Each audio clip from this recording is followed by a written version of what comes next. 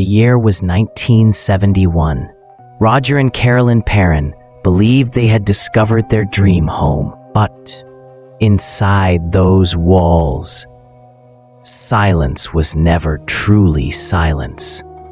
At first, the family brushed off the strange events, toys shifting places, doors creaking open on their own. Carolyn, the mother of 5, became Bathsheba's target. Her daughters awoke to find her crawling in the dark, gnawing on spiders, her jaw unnaturally wide.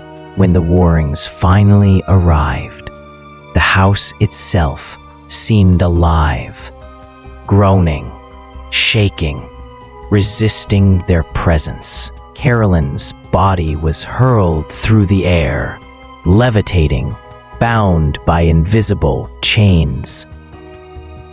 The family survived, but peace never returned.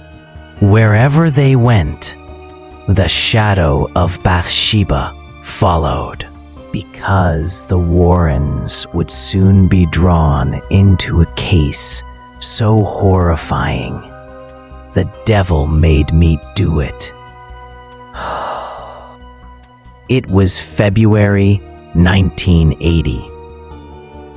On a cold night in Connecticut, police lights cut through the darkness. A young man stumbled down a lonely road. His shirt was soaked in blood. When the officers asked what had happened, he whispered. His name was Arn Johnson. But this was not where the story began.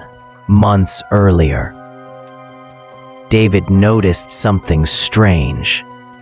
A well outside the master bedroom window that same night. David screamed in terror. Invisible hands choked him. The Warrens were called. David was tormented by multiple demonic entities. And then Arn shouted, "Take me instead." From that night on, Arn's life descended into horror during a heated argument with his landlord.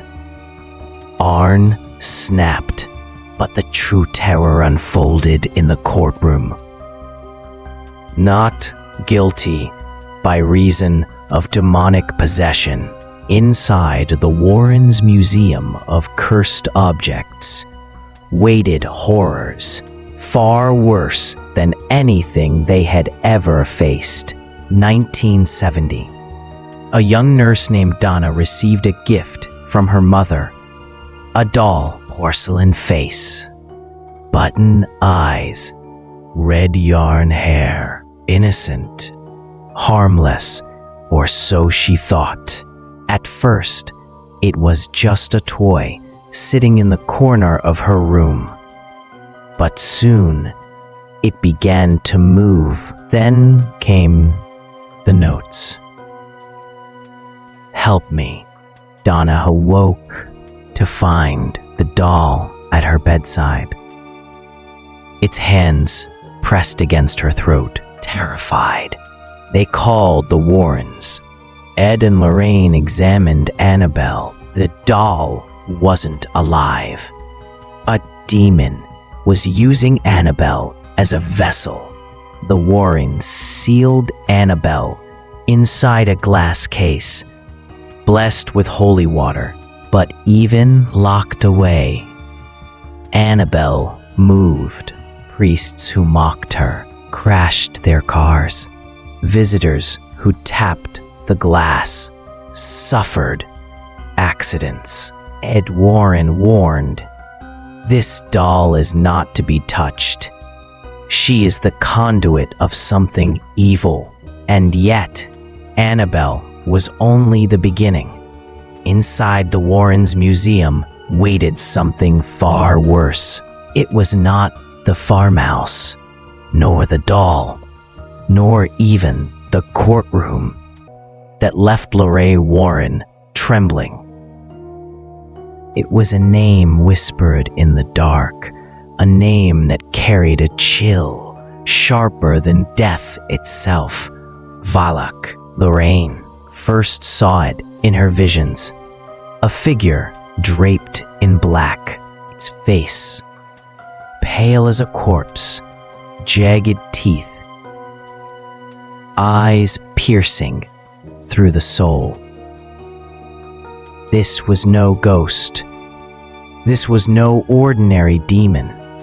This was the corrupter of innocence. Ancient texts called Valak, a high demon of hell. Lorraine saw shadows crawling, crucifixes turning, candles blowing out. In a vision, she saw Ed's death.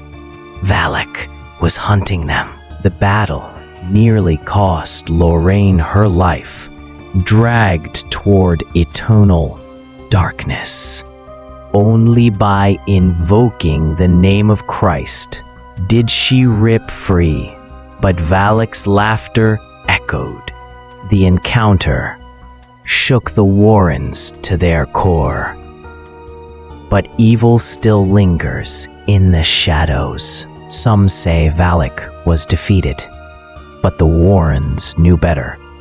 The demon's name still whispers in the dark. Midnight Dread Files. Like and follow for more videos.